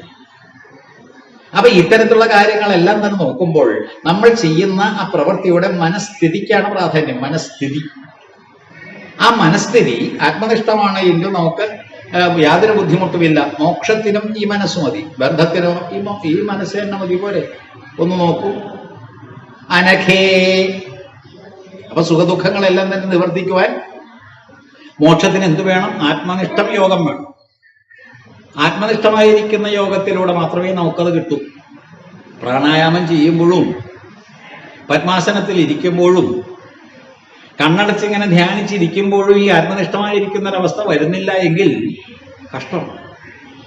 അപ്പോൾ നമ്മൾ പഠിച്ചു പോന്ന ഈ മന്ത്ര പാരമ്പര്യത്തിൽ അല്ലെങ്കിൽ യോഗചര്യയിൽ അവിടെയെല്ലാം തന്നെ നമ്മൾ നമ്മുടെ മനസ്സിനെ രൂപപ്പെടുത്തി പാകപ്പെടുത്തി ആത്മനിഷ്ഠമാക്കാത്തിടത്തോളം കാലം ഗുണങ്ങളെല്ലാം തന്നെ വീണ്ടും ഇവിടെ ജനിക്കാൻ ഉതകുന്നതായിട്ട് മാറുന്ന, ജനിക്കാൻ ഉതകുന്ന ഗുണങ്ങളെ നമ്മൾ ജനിക്കാതിരിക്കാൻ വേണ്ടിയിട്ടാണ് പ്രയത്നിക്കുന്നത്, പക്ഷേ ജനിക്കാൻ വേണ്ടിയിട്ടുള്ള കാര്യങ്ങളായിട്ട് മാറും. അതാണ് എഴുത്തച്ഛൻ പാടിയത്, ഈശനെ ഉപാസിച്ച് മോഹിച്ചിടുന്നു ജീവൻ, ഈശനും താനും ഒന്ന് എന്നറിയാതെ എന്ന് പാടാൻ കാരണം അതാണ്. ഈശനെ ഉപാസിച്ച് മോഹിച്ചിടുന്നു ജീവൻ, ഈശനും താനും ഒന്ന് എന്നറിയാതെ. അറിയണ്ടേ? ഈശ്വരനും ഞാനും ഒന്ന് എന്നറിയുമ്പോഴല്ലേ സോഹം എന്ന് പറയുന്ന വെറുതെ ഇങ്ങനെ പറഞ്ഞിട്ട് എന്താ കാര്യം? അപ്പൊ ഈ സോഹം മന്ത്രം ജപിച്ചുകൊണ്ട് നമ്മൾ പൂജയിലേക്ക് കിടക്കുമ്പോൾ ഞാൻ ഈ ഉപാസകൻ എന്ന് പറയുന്ന ഉപാസനാമൂർത്തിയായിട്ട് പരിണമിക്കുമ്പോൾ ഈശ്വരനുമായിട്ട് ഇഴുകിച്ചേർന്ന് പിന്നെ മോഹിക്കാൻ പാടുണ്ടോ? മോഹവലയത്തിൽ പെട്ടിട്ടാണ് യോഗിനി യോഗിനി എന്നുള്ള മന്ത്രം ജപിക്കുന്നതും ഓം ശ്രീ ഹ്രീം എന്ന് പറയുന്ന മഹാഗണത ജപിക്കുന്നതും എങ്കിൽ ആ മോഹവലയം കൊണ്ട് നമ്മൾ ഒരു പ്രത്യേക കയറ് കൊണ്ട് ഒരു ഊരാക്കുടിക്കിൽ കെട്ടപ്പെട്ട രീതിയിലേക്ക് വരുമ്പോൾ നമ്മൾ വീണ്ടും ബന്ധത്തിലായി, ബന്ധനത്തിലായി, മോക്ഷമില്ലാത്തൊരവസ്ഥയായി എന്ന് ചിന്തിച്ചു നോക്കൂ.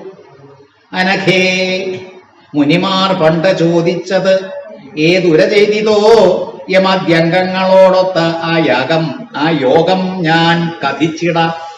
യമം, നിയമം, ആസനം, പ്രാണായാമം, പ്രത്യാഹാരം, ധാരണ, ധ്യാനം, സമാധി എന്ന് പറയുന്ന ആ 8 കൂട്ടം കാര്യങ്ങൾ ഉൾക്കൊള്ളുന്ന ആ യോഗചര്യ, അതിനോട് ബന്ധപ്പെട്ട കാര്യങ്ങൾ ഞാൻ ഇനി നിനക്ക് പറഞ്ഞു തരാമെന്ന് ചുരുങ്ങിയ ഒരു സന്ദർഭത്തിലാണ് പറയുന്നില്ല. ഇതെല്ലാം പറഞ്ഞു കൊടുക്കാനായിട്ട് ഇങ്ങനെ പരീക്ഷത്തിന് 7 ദിവസം ഉണ്ടായത് പോലും ഉപയോഗിച്ചു എന്ന് തോന്നണില്ല. അപ്പൊ 7 ദിവസം പരീക്ഷത്തിന് കിട്ടിയത് പോലും ഇല്ലാതെ ചുരുങ്ങിയ സമയം കൊണ്ട് ദേവഹൂതിയെ ബോധവൽക്കരിക്കാനുള്ള ശ്രമമാണ് മകൻ കപിലന്റേത്. ദേവഹൂതി ആയതുകൊണ്ടാണ് നമ്മൾ ചിന്തിക്കേണ്ടത്. ഭാഗവതം കേൾക്കുന്നത് പരീക്ഷത്തിനെ പോലെ ഇവിടെ ഈ ദേവഹൂതി എന്ന് പറയുന്ന കഥാപാത്രത്തിന്റെ ആ പാത്രത്തിന്റെ ഗുണം, കഥാപാത്രത്തിന്റെ ആ പാത്രം യോഗ്യതയുള്ള, ഡിസർവിംഗ് ആയിരിക്കുന്ന, എലിജിബിൾ ആയിരിക്കുന്ന ഒരു കാൻഡിഡേറ്റ്. അപ്പൊ അതേ രീതിയിൽ വരുമ്പോൾ മനസ്സ് താൻ ബന്ധമോക്ഷഹേതു എന്നത നിശ്ചയം, ബന്ധഹേതു ഗുണാസക്തി മോക്ഷം ഈശ്വരസക്തിയും. ഒരൊറ്റ ശ്ലോകം കൊണ്ട് നമുക്ക് ഇന്നത്തെ പ്രഭാഷണം നിർത്താൻ കഴിയും. മനസ്സ് താൻ ബന്ധമോക്ഷഹേതു എന്നത നിശ്ചയം. മനസ്സുകൊണ്ടാണ് ബന്ധിച്ചു കിടക്കുന്നത്. മനസ്സുകൊണ്ടാണല്ലോ അത് അച്ഛൻ, ഇതമ്മ, അല്ലെങ്കിൽ അത് ഭാര്യ, ഇത് മക്കൾ എന്നുള്ള രീതിയിൽ നമ്മൾ ഓരോരോ ബന്ധങ്ങൾ ഉണ്ടാക്കുന്നത്, ബന്ധനമായി മാറുന്നത്. മനസ്സുതാൻ ബന്ധമോക്ഷഹേതു എന്നത് നിശ്ചയം. അങ്ങനെ ബന്ധഹേതുവായിരിക്കുന്ന മനസ്സിനെ നമ്മൾ ഒന്ന് ക്രമപ്പെടുത്തിയാൽ അതിൽ നിന്ന് മോക്ഷം കിട്ടും. ബന്ധഹേതു ഗുണാസക്തി മോക്ഷം ഈശ്വരസക്തിയും. എന്താ ഈ ബന്ധത്തിന് കാരണം? അപ്പൊ ഇത്തരത്തിൽ ബന്ധനം ഉണ്ടാകാൻ കാരണം ഗുണാസക്തി. ഗുണാസക്തി കൊണ്ട് ത്രിഗുണങ്ങളിൽ ബന്ധപ്പെട്ട് കിടക്കുക. സാത്വികന്റെ ആയുസം താമസം എന്ന് പറയും ത്രിഗുണങ്ങളുടെ ഓരോരോ ആകർഷണ വലയത്തിൽപ്പെട്ട് അവയുടെ സ്വാധീനത്തിൽപ്പെട്ട് നമ്മൾ വലയുക. ഇതാണ് ഗുണാസക്തി. അപ്പൊ ഗുണത്തിന്റെ ആസക്തി മൂലമാണ് നമുക്ക് ബന്ധം വരുന്നത്. ഇനി എങ്ങനെ മോക്ഷം? മോക്ഷം ഈശ്വരസക്തിയും. ഈശ്വരനോട് ആത്മാർക്കെന്ന് പറയുമ്പോൾ ഈശ്വരനോടുള്ള ആ ആസക്തി, അതായത് ഭക്തിയുടെ അദമ്യമായിരിക്കുന്ന, ഈശ്വരനെ വിട്ടിട്ട് മറ്റാരും വേണ്ട എന്നുള്ള ആ ചിന്താഗതിയോടുള്ള ആസക്തമായിരിക്കുന്ന മനസ്സ് ഭഗവാന്റെ നേർക്കാകട്ടെ, അപ്പോൾ മോക്ഷവുമായി എന്ന്. അപ്പൊ 2 വാക്കുകൾ ഒന്ന് പഠിച്ചാൽ മതി. ഒന്ന് ഗുണാസക്തി, മറ്റത് ഈശ്വരാസക്തി. ഗുണാസക്തി എന്ന് പറയുന്ന പ്രപഞ്ചത്തിൽ സൃഷ്ടിസ്ഥിതി സംഹാരത്തിന് കാരണമായിരിക്കുന്ന പ്രപഞ്ചത്തിന്റെ ഗുണങ്ങളാണ്, മായയുടെ ഗുണങ്ങളാണ്, അല്ലെങ്കിൽ ഈ ഭഗവതിയുടെ ഗുണങ്ങളാണ്. അവിദ്യ എന്ന് പറയുന്ന സ്വരൂപിണിയുടെ ഗുണങ്ങളാണ്. വിദ്യ എന്ന് പറയുമ്പോൾ തുരിയ എന്ന് പറയുന്ന ഒരവസ്ഥയിലേക്ക് കടക്കാം, 4-മത്തെ. അപ്പൊ എല്ലാ തരത്തിലും ത്രിഗുണം എന്ന് പറയുന്ന ആ 3 തരം നിറങ്ങൾ കൊണ്ട്, ഗുണങ്ങൾ കൊണ്ട്, അതിൽ ആസക്തമായിരിക്കുന്ന ഒരു മനസ്സുകൊണ്ട് നമ്മൾ ബന്ധനസ്ഥരാകാം. ഈ പ്രപഞ്ചത്തോട് എന്തെന്നില്ലാത്ത ബന്ധം സ്ഥാപിച്ചുകൊണ്ട് മോക്ഷമില്ലാത്തൊരവസ്ഥയിലേക്ക് പോകുന്നു. അപ്പോൾ വളരെ എളുപ്പം നമുക്ക് ചിന്തിക്കാം, ഈ ഗുണങ്ങളെ നമ്മൾ ഇല്ലാതെയാക്കുക. ഒരു ഗുണം വേണ്ട, വെളുപ്പും വേണ്ട, ചുവപ്പും വേണ്ട, കറുപ്പും വേണ്ട എന്നുള്ള മട്ടിലേക്ക് നമ്മൾ പോന്നാൽ നമ്മൾ മുക്തന്മാരാകും. ഇത് സനകാദികളെ സാക്ഷാൽ നാരായണൻ ഹംസമായിട്ട് വന്ന് ഉപദേശിക്കുന്ന ഏകാദശ സ്കന്ധത്തിലെ 13-ാമത്തെ അധ്യായം നോക്കുമ്പോൾ ഇതങ്ങോട്ട് ഉറപ്പിച്ചാൽ മതി. ഉറപ്പിക്കാൻ അവിടെ മാത്രമായിട്ട് ഇങ്ങനെ ഒതുങ്ങിയാൽ ഉറപ്പിക്കാൻ പറ്റില്ല. ഭാഗവതം ഉടനീളം നമ്മൾ ഇങ്ങനെ പര്യടനം നടത്തി നല്ല രീതിയിൽ സബര്യ പോലെ കൊണ്ടു നടന്നാൽ ഒരു പക്ഷേ നമുക്ക് സാധിക്കും. ഗുണാസക്തി ഇല്ലാത്തൊരവസ്ഥ. ഭാഗവതം ഒരു 100 അല്ല 1000 വട്ടം ഇങ്ങനെ വായിച്ചിട്ടും അതിൻ്റെതായിട്ടുള്ള സപ്താഹ യജ്ഞങ്ങൾ അനവധി നടത്തിയിട്ടും നമുക്ക് വാസ്തവത്തിൽ ഇത്തരത്തിൽ ഗുണാസക്തമായിരിക്കുന്ന മനസ്സിനെ രക്ഷപ്പെടുത്താൻ കഴിഞ്ഞിട്ടില്ല. ഗുണാസക്തമാണ് മനസ്സ്. പിന്നെ ഇതെങ്ങനെ സാധിക്കും? ഈശ്വരാസക്തി എന്ന് പറയുന്നത് അതുണ്ടോ എന്ന് ചോദിച്ചാൽ ക്ഷേത്രത്തിൽ പോകുന്നുണ്ട്, പുഷ്പാഞ്ജലി കഴിക്കുന്നുണ്ട്, വഴിപാട് കഴിക്കുന്നുണ്ട്, പലതും സ്പോൺസർ ചെയ്യുന്നുണ്ട്. എന്റെ പണത്തിന്റെ ധാർഷ്ട്യം കൊണ്ട് ഞാൻ പലതും ഇങ്ങനെ സ്പോൺസർ ചെയ്യുന്നുണ്ട്. അങ്ങനെ പലതും ചെയ്യുന്നെങ്കിൽ എനിക്ക് വാസ്തവം ഈശ്വര ആസക്തി ഉണ്ടോ, ഭക്തി ഉണ്ടോ എന്നൊക്കെ ഇങ്ങനെ വേണമെങ്കിൽ ബാഹ്യമായിട്ടുള്ള ഈ വേഷവിധാനങ്ങളെ കൊണ്ട് പറയിക്കാം. ബാഹ്യമായിട്ടുള്ള വേഷവിധാനങ്ങളെ കൊണ്ട് ഭക്തനാണോ ഭക്തി ഉണ്ടെന്നൊക്കെ അങ്ങനെ പറയിക്കാം. പക്ഷെ ഉപരിപ്ലവമായിട്ടുള്ള അതൊന്നുമല്ല നമുക്ക് ആവശ്യം. ഈശ്വരനോട് ആസക്തിയുണ്ടോ? ഇവിടെ എല്ലാം തന്നെ രമണ മഹർഷിയും അതുപോലെ ശ്രീരാമശോരംസരും ആ ഗുരുദേവനും ചട്ടമ്പി സ്വാമികളും എല്ലാം തന്നെ നമ്മെ മെരുക്കിയെടുക്കാൻ അവരുടെ ജീവിതം ഒഴിഞ്ഞു വച്ച രീതിയിൽ ചിന്തിക്കുമ്പോൾ ഭക്തിയുടെ ആ പ്രത്യേക തലങ്ങൾ കാണാം. ശ്രീരാമശോരംസരുടെ ഭക്തി അതല്ല രമണ മഹർഷിയുടെ ഭക്തി, അതല്ല വാസ്തവത്തിൽ നാരായണന്റെ ഭക്തി, അതായത് ഗുരുദേവന്റെ ഭക്തി. ഇനി ചട്ടമ്പിയിലേക്ക് വരുമ്പോൾ വ്യത്യസ്തത. അതായത് നമ്മുടെ സംസ്കാരത്തിന്റെ പ്രത്യേകത അങ്ങനെയാണ്. വ്യത്യസ്തമായിട്ടുള്ള ചിന്താഗതികൾ ഉണ്ടെങ്കിലും എങ്ങനെ ഈശ്വരനുമായിട്ട് ആസക്തമായിരിക്കുന്ന ഒരു മനസ്സിനെ സൃഷ്ടിക്കാമെന്ന് അവർക്കറിയാം. പല തട്ടിലും പല തരത്തിലുമാണെന്ന് മാത്രം. എങ്കിൽ തന്നെ ആസക്തമായ മനസ്സ് അങ്ങോട്ടേക്ക് ആസക്തമാണ്, ഇങ്ങോട്ടല്ല എന്ന്. ഞാൻ ജനിച്ചു വീണ കാലം കഴിച്ചുകൂട്ടുന്ന ഈ പ്രപഞ്ചത്തോടും പ്രകൃതിയോടും ആസക്തമല്ലാതെ ഞാൻ നേരെ പുരുഷനോട് ഈശ്വരനോട് ആസക്തമായിരിക്കുന്ന രീതിയിലേക്ക് വരണം. ആ ശ്ലോകത്തിന്റെ ഗഹനമായിരിക്കുന്ന അർത്ഥാലങ്ങൾ നിങ്ങൾ ധ്യാനിച്ച് തന്നെ ഉറപ്പിക്കുക. മനസ്സുതാൻ ബന്ധമോക്ഷഹേതു എന്നത് നിശ്ചയം. ബന്ധഹേതു ഗുണാസക്തി മോക്ഷം ഈശ്വരസക്തിയും. മോക്ഷം ഈശ്വരസക്തിയും. ഈ അവസാനത്തെ 2 വരികൾ ഒന്ന് പരിശോധിച്ചാൽ മതി. ബന്ധഹേതു ഗുണാസക്തി മോക്ഷം ഈശ്വരസക്തിയും. വളരെ രസകരമായിരിക്കുന്ന 25-ാമത്തെ അധ്യായത്തിലാണ് നമ്മളിത് കണ്ടത്. 25-ാമത്തെ അധ്യായത്തില് സാക്ഷാൽ ഈശ്വര അവതാരമായിരിക്കുന്ന ഭഗവാൻ പറഞ്ഞു കൊടുക്കുന്നതാണ് എപ്രകാരമാണ് നമ്മൾ ആസക്തമല്ലാത്തൊരവസ്ഥയിലേക്ക് കടക്കേണ്ടത്. ചേതാഖൽവസ്വബന്ധായ മുക്തേജന്മനോ മതം ഗുണേഷു സക്തം ബന്ധായ രതം വാ പുംസി മുക്തയേ. അതിന്റെ മലയാളീകരണം ചേതഖൽവസ്വബന്ധായ മുക്തയേജാത്മനോ മതം ഗുണേഷു സതതം ബന്ധായ മതം രതം വാ പുംസി മുക്തയേ. പുരുഷനുമായിട്ടുള്ള ബന്ധം അതാണ് മുക്തിക്ക്. അതുമായി രതി എന്ന് പറഞ്ഞ് രമിക്കുന്ന രീതി, അതിവിടെ ആസക്തം. ആ പരിഭാഷയിൽ അങ്ങനെ വാക്കുമാറിയെന്ന് മാത്രമേ ഉള്ളൂ. ആ 2 വരികളൊന്ന് ചിന്തിച്ചാൽ ബന്ധഹേതു ഗുണാസക്തി മോക്ഷം ഈശ്വരസക്തിയും. ഇവിടെ എല്ലാം തന്നെ ഭക്തിക്ക് നിർവചനം കൊടുത്താൽ അതിനെ ഒതുക്കാൻ പറ്റുമോ? ചിന്തിക്കാൻ സാധ്യമല്ല. അതുപോലെ ഈശ്വരനെ നിർവചിച്ചുകൊണ്ട് നിങ്ങൾക്ക് ഒതുക്കാൻ പറ്റുമോ? അത് സാധ്യമല്ല. അപ്പൊ ഈശ്വരൻ എന്ത്, ആര് എന്നുള്ള ചിന്താഗതിയും ഭക്തി എന്ത്, എങ്ങനെ എന്നുള്ള കാര്യങ്ങളും ഇതെല്ലാം തന്നെ വാസ്തവത്തിൽ ഉറപ്പിക്കാനായിട്ട് നമ്മൾ വേറൊരു മനോതലത്തിലേക്ക് എത്തണം എന്ന് പറഞ്ഞുകൊണ്ട് ആ ഈശ്വരൻ അനുഗ്രഹിക്കട്ടെ ഈ കാര്യങ്ങളെല്ലാം തന്നെ ഗ്രഹിക്കാൻ അതിനുള്ള മനഃശക്തി ഏത് തരത്തിലാണ് ചതുശ്ലോകി അവതരിപ്പിക്കുന്നതിന് മുമ്പ് മതനുഗ്രഹാൽ എന്റെ അനുഗ്രഹം കൊണ്ടല്ലയോ ബ്രഹ്മദേവ നിനക്ക് ഇത് മനസ്സിലാക്കാനുള്ള കഴിവുണ്ടാകട്ടെ എന്ന് പറഞ്ഞ പോലെ സാക്ഷാൽ ഈശ്വരന്റെ അനുഗ്രഹം ഹേതുവായിട്ട് ഈ കാര്യങ്ങളെല്ലാം തന്നെ ഗ്രഹിക്കാനുള്ള ശക്തി നമുക്കും കിട്ടട്ടെ എന്ന് പ്രാർത്ഥിക്കുന്നു. ഓം നമോ ഭഗവതേ വാസുദേവായ. ശ്രീകൃഷ്ണായ പരബ്രഹ്മണേ നമഃ. ഹരി ഓം സനം. ഓം ഹരി ഓം തസ്സത്. ഓം